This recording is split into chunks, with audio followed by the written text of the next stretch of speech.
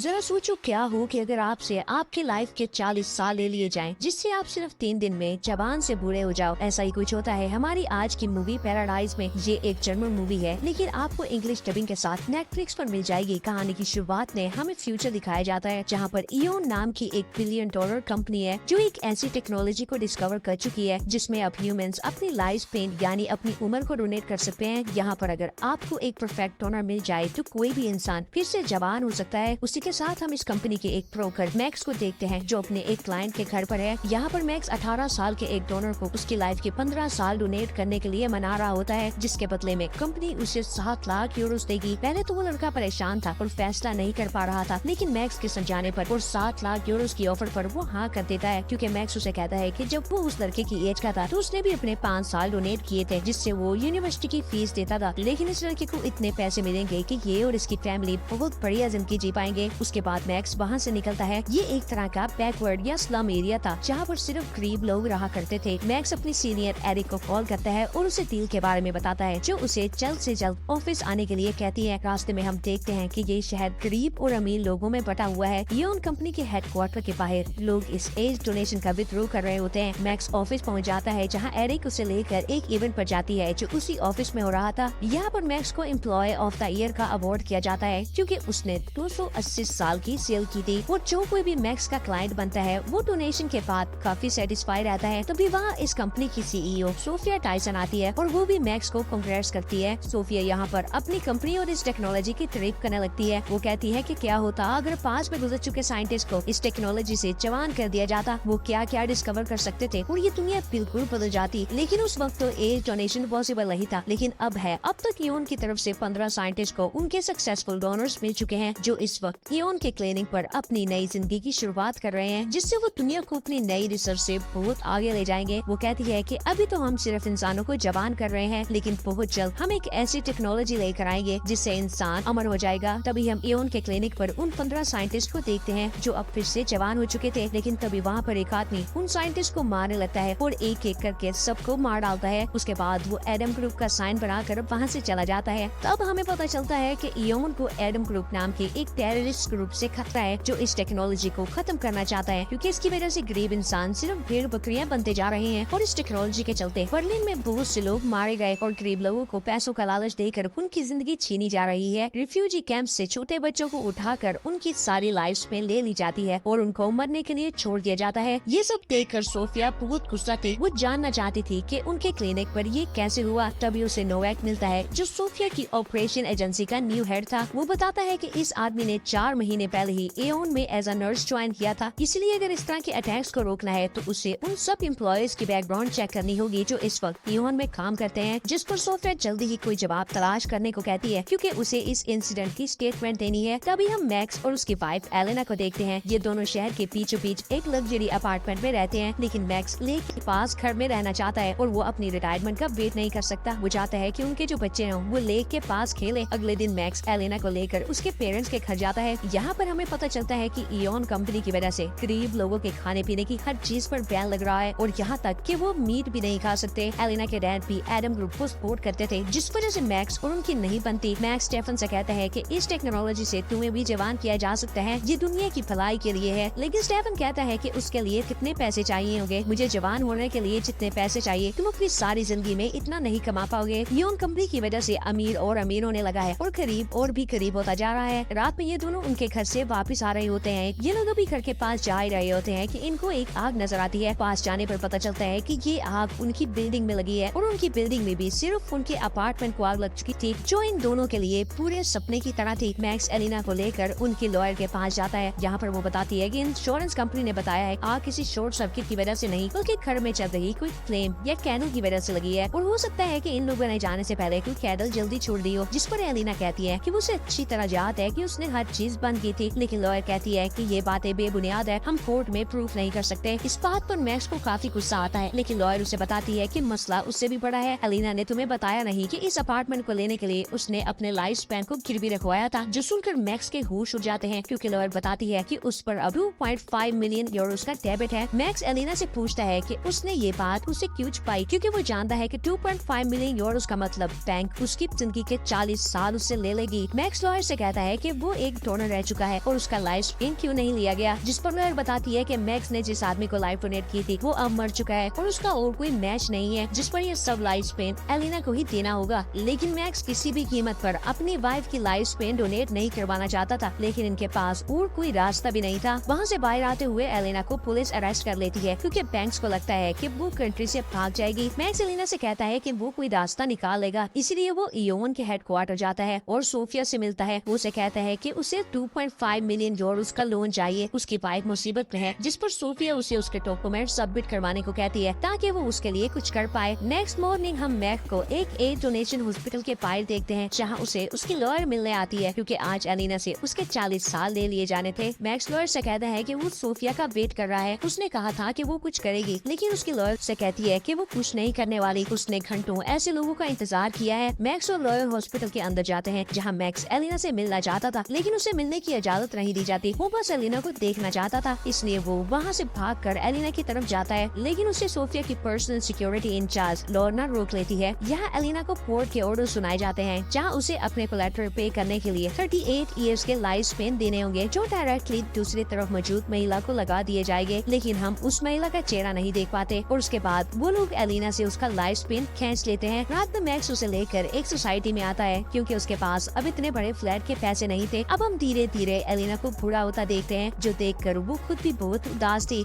लेकिन वो लोग कुछ भी नहीं कर सकते थे। तभी मैक्स को इयोन की तरफ से मैसेज आता है जहाँ वो अपनी हेड एरिका को मिलने जाता है। एरिका बताती है कि सोफिया ने उसकी फाइल देखी और वो बहुत इम्प्रेस हुई, इसीलिए उसने फैसला किया कि वो मैक्स को प्रमोशन देगी, जिससे अब मैक्स की पे काफी ज्यादा बढ़ जाएगी और वो अब एरिका का भी हेड बन चुका है। जो सुनकर मैक्स को काफी गुस्सा आता है क्योंकि वो अब यहाँ पर एक पल भी काम नहीं करना चाहता था। वो सोफिया को मिलने भागता है जहाँ वो गैराज में अपनी सिक्योरिटी के साथ जा रही थी। मैक्स को फिर से लॉरा रोकती है, वो सोफिया को आवाज देता है, लेकिन सोफिया उसे कोई जवाब नहीं देती और मैक्स को उल्टा सोफिया पहले से यंग लगने लगी थी। जहाँ पर हम एलिना को देखते हैं जो बिल्कुल बूढ़ी हो चुकी थी और अब उसकी बॉडी 70 साल की किसी महिला की तरह हो चुकी थी। मैक्स अपनी पत्नी को देखकर परेशान था। एलिना भी मेकअप करके अपनी इस बॉडी को एडमिट करने की कोशिश करती है। मैक्स फिर से उससे प्यार करने लगता है, लेकिन एलिना से अब ये बर्दाश्त नहीं होता क्योंकि उन दोनों की एज देखने में बहुत अलग थी और एलिना मैक्स पर गुस्सा थी क्योंकि यहाँ सिर्फ वही थी जिसने सेक्रीफाइस दिया था। इन दोनों की बहस हो जाती है और एलिना मैक्स को बाहर चले जाने को कहती है। मैक्स के जाते ही एलिना के पेट में काफी तेज दर्द होने लगता है। मैक्स को बाहर एक छोटी बच्ची मिलती है जो ड्रग सेल कर रही थी, लेकिन मैक्स उसे वहाँ से भगा देता है। एलिना की हालत काफी खराब थी, उसकी ब्लीडिंग नहीं रुक रही थी, इसलिए मैक्स उसे हॉस्पिटल लेके जाता है। डॉक्टर मैक्स को कहती है कि तुम लोग इतना ज्यादा लाइफ स्पेन देने के लिए मान ही क्यों गए, ये डेंजरस है और स्पेशली तब जब कोई प्रेग्नेंट हो। जो सुनकर मैक्स को और भी झटका लगता है क्योंकि एलिना के पेट में उनका बच्चा था जो इस प्रोसीजर की वजह से मिसकैरेज हो गया था। उसके बाद एलिना फैसला करती है कि वो मैक्स के साथ नहीं रह पाएगी क्योंकि वो मैक्स की लाइफ खराब नहीं करना चाहती थी। वो अभी जवान है इसलिए उसे मूव ऑन कर लेना चाहिए, लेकिन मैक्स एलिना के साथ रहना चाहता था। उसकी बॉडी जितनी भी ओल्ड हो, लेकिन वो मैक्स की पत्नी है। एलिना और कुछ नहीं सुनना चाहती थी। एलिना के पेरेंट्स उसे देखकर टूट जाते हैं क्योंकि उनकी जवान बेटी अब उनसे भी ज्यादा बुरी और कमजोर लग रही थी। मैक्स भी अंदर आना चाहता था, लेकिन एलिना उसे यहाँ से चले जाने को कहती है। स्टीफन मैक्स को कहता है कि देखो तुम्हारी कंपनी ने एलिना का क्या हाल कर दिया। मैक्स वापस अपने घर पर आता है जहाँ वो फिर से उसी छोटी बच्ची को देखता है जो ड्रग सेल कर रही थी और वो उस लड़की से कहता है कि वो भी एक एज ब्रोकर रह चुका है और वो जानता है कि ये कोई बच्ची नहीं है, इसने एज रिवर्स की है, लेकिन ये काम इयोन ने नहीं किया। इसने वो बताया कि इयोन के अलावा ये कौन करता है। उसके बाद हम मैक्स को देखते हैं जो अपनी कार में एक वॉइस मैसेज सुन रहा होता है जिसपे कहा जा रहा था कि उनको 30,000 यूरोस मिल चुके हैं। डॉक्टर बर्ग उसका एक वीक के लिए वेट करेंगे जिसमें उसे जर्मन बॉर्डर क्रॉस करके लिथुआनिया आना होगा, जहाँ आने पर वो एक अनरजिस्टर्ड बर्नर फोन से डॉक्टर बर्ग को कॉन्टेक्ट करेगा और वो उसे एक लोकेशन भेजेंगे जो 6 घंटों के लिए वैलिड होगी। अगर मैक्स टाइम पर ना पहुंचा तो ये डील वॉइड हो जाएगी। उसके बाद मैक्स एक स्लम एरिया में जाता है जहाँ से उसे उसके पासपोर्ट, गन और फोन मिलते हैं। अब वो सोफिया पर नजर रखता है क्योंकि सोफिया ये एक वो डोनर थी जिससे एलिना की एज रिवर्स हो सकती थी और वो उसका पीछा करने लगता है जो अब जवान हो चुकी थी। मैक्स सारी रात उसके घर के बाहर गुजार देता है और सुबह को वो अपनी गाड़ी में ग्रेवयार्ड की तरफ जाती है, लेकिन सिक्योरिटी को बाहर रुकने को कहती है। मैक्स के पास यही मौका था,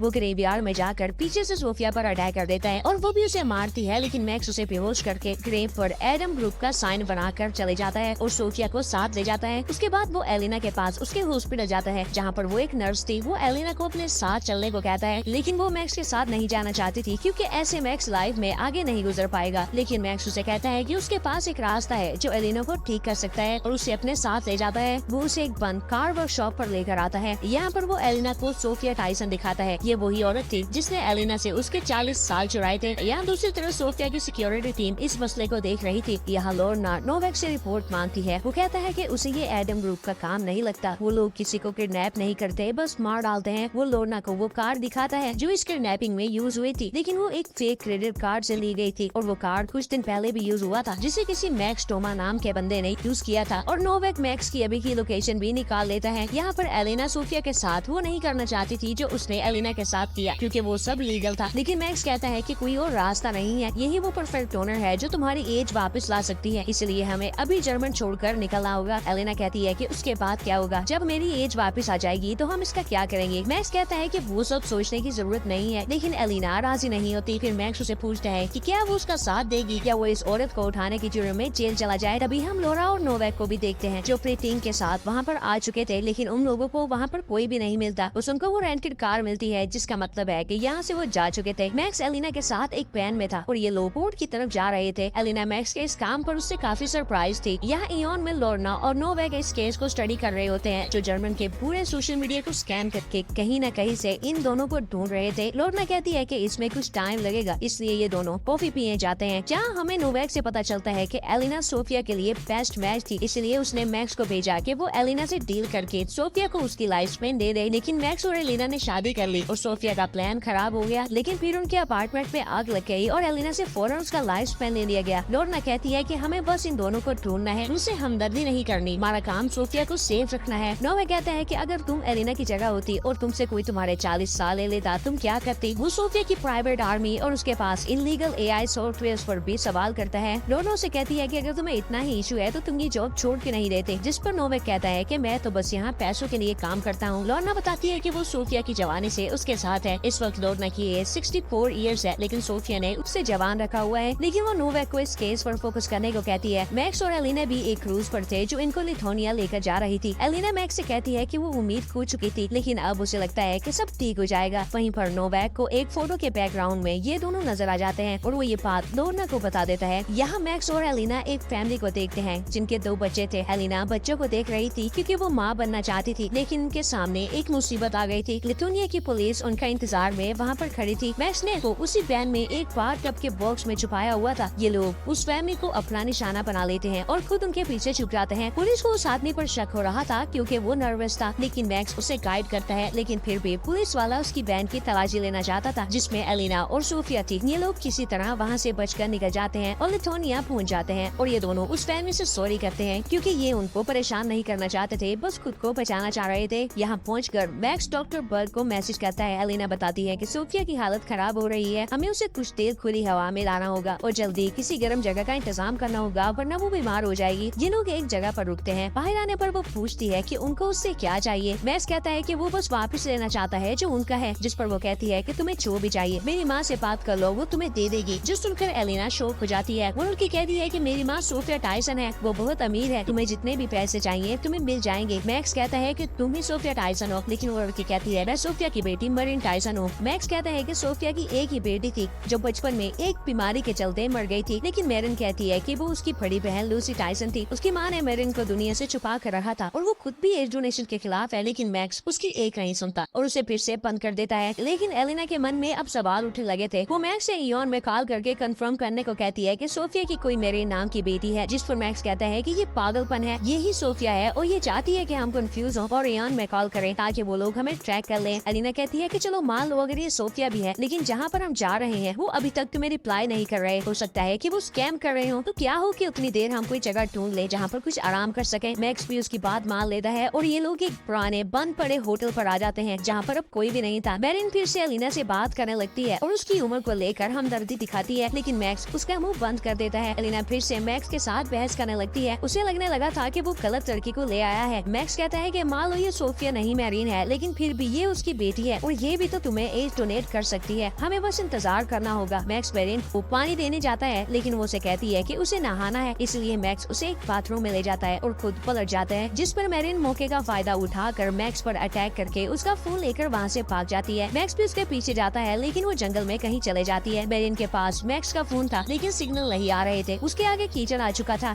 मेरिन के पास कोई और रास्ता नहीं था क्योंकि पीछे से कोई आ रहा था, इसलिए वो उस कीचड़ में चले जाती है जहाँ पर उसे सिग्नल भी मिलते हैं और वो लोर्ना को कॉल करती है, लेकिन वो फोन पानी में गिरकर बंद हो जाता है। अब मेरिन मैरिन उस कीचड़ में दबने लगी थी क्योंकि वो एक दलदल थी और उसे दूर से लाइट नजर आती है जिस पर वो हेल्प हेल्प चिल्लाने लगती है और वहाँ उसकी मदद करने और कोई नहीं बल्कि एलिना आती है और उसे वापस होटल के बाथरूम में लेकर आती है और मैक्स को बाहर जाने को कहती है। मैरिन जब कपड़े उतारती है तो उसकी पीठ पर कोई ऑपरेशन के मार्क नहीं थे जैसे एलिना के थे। वो ये बात भी मैक्स को बताती है लेकिन वो कहता है कि जवान होने से उसकी स्किन रिकवर हो चुकी है और ये लोग फिर से रोमांस करने लगते हैं। दूसरी तरफ नोवैक और लॉर्ना को भी कॉल की लोकेशन मिल गई थी जो बेलारूस के बॉर्डर से 30 किलोमीटर के आसपास थी। लेकिन अब की बार लॉर्ना अपनी प्राइवेट मिलिट्री लेकर निकलती है। यहाँ मैक्स और एलिना सो रहे थे लेकिन वहाँ एडम ग्रुप के लोग आ जाते हैं जिनके साथ उनकी लीडर लिसा भी थी। लिसा ने मैरिन को पकड़ लिया था। मैक्स लिसा से कहता है कि वो इसे ना मारे, जिस पर लिसा कहती है कि उसको मैरिन टाइसन को मारने से क्या मिलेगा। यानी ये बात कंफर्म थी कि वो सोफिया नहीं बल्कि मैरिन थी। यहाँ पर नोवैक और लॉर्ना भी रास्ते में थे जहाँ नोवैक लॉर्ना से उसका मकसद पूछता है जिस पर लॉर्ना के पास कोई जवाब नहीं था। यानी वो एक तरह से सोफिया की गुलामी कर रही थी और वो अब नोवैक के साथ खुश रहने लगी थी। लिसा मैक्स लोगों को एडम ग्रुप के हेडक्वार्टर पर ले आती है। मैक्स लिसा को अपने बारे में बताता है कि वो और उसकी भाई मुसीबत में है, जिस पर लिसा पहले से ही सब जानती थी। वो बताती है कि तुम एम्प्लॉय ऑफ द ईयर हो और तुम्हारे अपार्टमेंट जल जाने से तुम्हारी वाइफ ने अपने 40 साल खो दिए। लेकिन क्या तुम ये जानते हो कि ये सब फोन करवा रहा है? वो कहती है कि तुम एलिना से एक डोनेशन डील के वक्त मिले थे और तुम्हें वहाँ पर सोफिया ने भेजा था, लेकिन तुम लोगों ने शादी कर ली। बैंक्स ने भी तुम दोनों को बहुत आराम से एक महंगा अपार्टमेंट दे दिया और बदले में बस लाइफ स्पेन मांगा। लेकिन मैक्स ने जिसको अपना लाइफ स्पेन डोनेट किया था उसे एक बाइक एक्सीडेंट में मार दिया गया और तुम लोगों के अपार्टमेंट को जला दिया गया ताकि एलिना से उसकी उम्र छीन ली जाए, क्योंकि एलिना ही एक अकेली लड़की है जिसके साथ सोफिया का सेल डीएनए मैच हुआ था। ये बातें मैक्स और एलिना के लिए बहुत खौफनाक थी। लेकिन एलिना लिसा से कहती है कि सोफिया में और तुम में भी कोई फर्क नहीं है, तुम भी बेगुनाह लोगों की जानें लेती हो। जिस पर लिसा एलिना को गन देकर मैरिन की जान लेने को कहती है, लेकिन एलिना ऐसा नहीं कर पाती। लिसा ये समझाती है कि जब एक व्हाइट कोट पहने डॉक्टर तुम्हें ऐसा करने को कहेगा और गन की जगह तुम्हें पेपर साइन करवाएगा तो तुम किसी की जान लेने में डर महसूस नहीं करोगे। इसलिए मुझ में और उसमें काफी फर्क है। लिसा मैक्स से कहती है कि अभी यहाँ सोफिया और उसकी टीम आने वाली है जिसमें तुम्हें बाहर जाकर सोफिया को अंदर लेकर आना है और फिर तुम आजाद हो जाओगे। तभी वहाँ पर काफी सारी गाड़ियाँ आकर स्पेस को घेर लेती हैं। मैक्स बाहर जाता है और लॉर्ना से सोफिया को बुलाने को कहता है क्योंकि उसे उसके साथ अकेले में बात करनी थी। यहाँ अंदर लिसा अपने राइट हैंड को बताती है कि अगर सोफिया अंदर ना आई तो नोवैक उसे मार डालेगा क्योंकि वो हमारे लिए काम करता है। सोफिया मैक्स से बात करने लगती है और उसे 8 मिलियन यूरोस का लालच देती है, लेकिन वो बदले में अपनी बेटी को बाहर निकालना चाहती थी। लेकिन मैक्स उसे कहता है या तो तुम अंदर आ जाओ तो या फिर मेरी पत्नी तुम्हारी बेटी को मार डालेगी। इस पर सोफिया उसके साथ जाने लगती है। तभी पीछे से लॉर्ना पूछती है कि मैक्स कैसे जानता था कि उसके साथ सोफिया भी आने वाली है, जिस पर मैक्स कोई जवाब नहीं देता। लॉर्ना भी ये चाल समझ चुकी थी। तभी नोवैक सोफिया पर गोलियां चला देता है और लॉर्ना को उसे मारना पड़ता है। जहाँ